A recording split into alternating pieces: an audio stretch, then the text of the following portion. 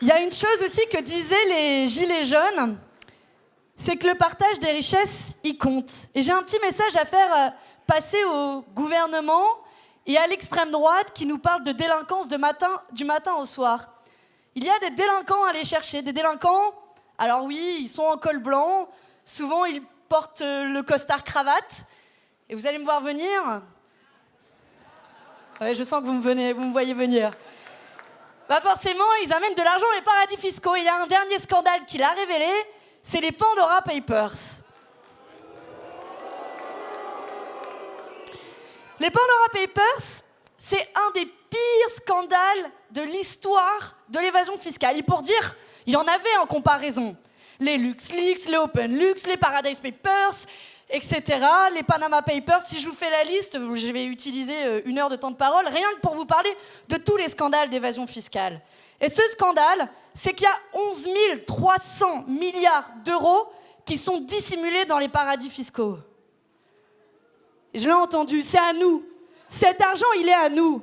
Et on a du mal à se rendre compte. 11 300 milliards d'euros, vous vous rendez compte ce que c'est? Évidemment, personne ne gagnera jamais ça dans sa vie. C'est 4 fois le PIB de la France. C'est 9 millions de fois le SMIC.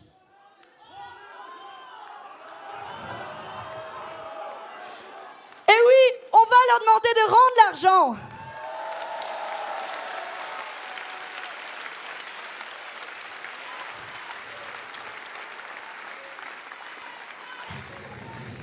Et parmi ceux qui fraudent, ceux qui vont dans les paradis fiscaux, c'est intéressant de regarder qui il y a. Parce qu'on retrouve les amis de Macron, un député de La République En Marche, Sylvain Maillard. On retrouve un Premier ministre, le Premier ministre tchèque, qui est son allié. Mais ça ne s'arrête pas là. On retrouve aussi les amis de Madame Le Pen, un ex-député, eurodéputé, Aymeric Choprade. Et on retrouve aussi des sociaux-démocrates, Dominique Strauss-Kahn, Tony Blair, les dignes héritiers de Cahuzac, finalement. Et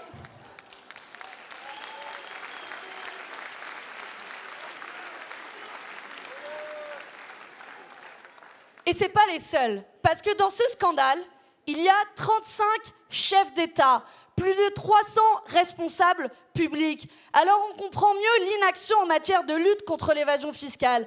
Parce que ceux-là même qui sont censés lutter, ceux-là même qui sont censés faire les règles contre l'évasion fiscale, sont en réalité ceux qui s'en mettent plein les fouilles et qui pratiquent au quotidien l'évasion fiscale.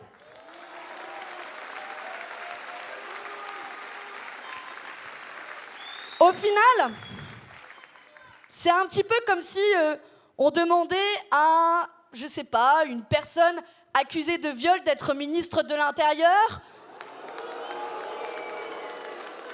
ou si on demandait à Cahuzac d'être ministre du Budget. Bon, finalement, ils l'ont déjà fait, tout ça, et c'est les mêmes qui, derrière, vont venir faire le chantage à la dette, c'est les mêmes qui vont venir, derrière, faire les poches des chômeurs avec cette scandaleuse réforme de l'assurance chômage, quand en réalité, ils refusent d'aller chercher l'argent dans les paradis fiscaux. Et le pire de tout ça, et je crois que c'est mon préféré du comble du conflit d'intérêts, c'est que 2 jours après ce scandale, quand même d'ampleur internationale, on a des millions et des millions de documents, on a les ministres de l'économie et des finances qui sont réunis au niveau européen. Donc vous aviez Bruno Le Maire, vous aviez aussi le ministre néerlandais de l'économie et des finances. Bon, il se trouve qu'il a été pris dans les Pandora Papers et qu'il avait une société offshore dans les îles Vierges britanniques. Eh bien, devinez quoi? Vous aviez imaginé un peu la scène, hein, on arrive 2 jours après les Pandora Papers, bon, on va mettre à jour la liste de paradis fiscaux, c'est vrai qu'il y a eu un scandale, et devinez ce qu'ils ont fait? Ils ont retiré 3 États de la liste européenne de paradis fiscaux, qui n'est plus une liste noire, mais qui est une carte blanche à l'évasion fiscale. Eh bien, nous, on assume qu'en 2022, oui, nous ferons une liste crédible de paradis fiscaux qui listera les pays européens comme l'Irlande et le Luxembourg. Même si pour ça, il faut désobéir aux règles européennes.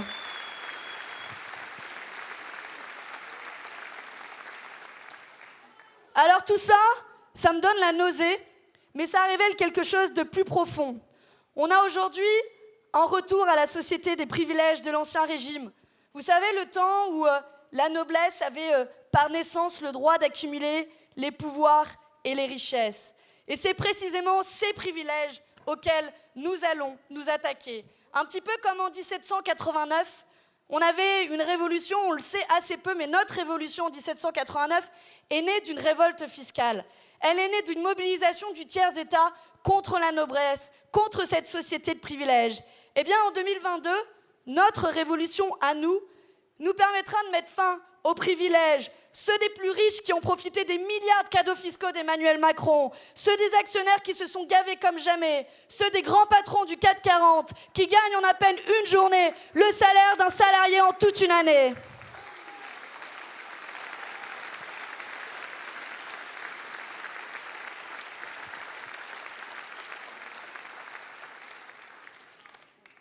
On doit remettre de l'ordre, mais cet ordre-là, c'est un ordre de justice sociale. Et non, la vie en commun, c'est pas laisser quelques centaines de personnes tout s'accaparer. Et d'ailleurs, je veux vous donner de l'espoir aujourd'hui. Je veux finir sur cette note d'espoir. Oui, pour lutter contre l'évasion fiscale, c'est pas une fatalité. Redistribuer les richesses, les inégalités qui explosent, plus 30% pour les milliardaires cette année, c'est pas une fatalité. D'ailleurs, si le SMIC avait augmenté à la même vitesse, il aurait augmenté de 370 € par mois. Alors oui, cette promesse, on vous l'a fait, qu'on peut redistribuer les richesses, qu'on peut lutter contre l'évasion fiscale, qu'on a des solutions. Je vous parlais d'une liste crédible de paradis fiscaux.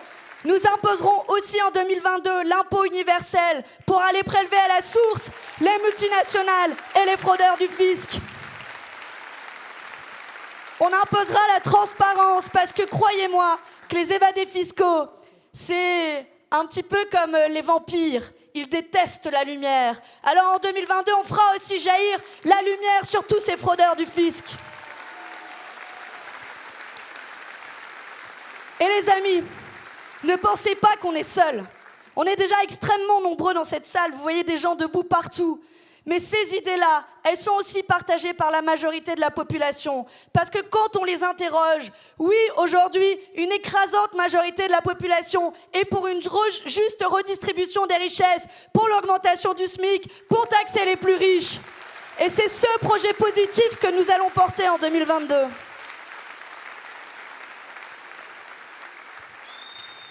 Alors, puisque je parlais de révolution, Saint-Just parlait, disait au sujet de la révolution de 1789, « Oser ». Ce mot renferme toute la politique de notre révolution. Eh bien, les amis, en 2022, oui, nous oserons une juste redistribution des richesses et d'aller récupérer l'argent qui est planqué dans les paradis fiscaux.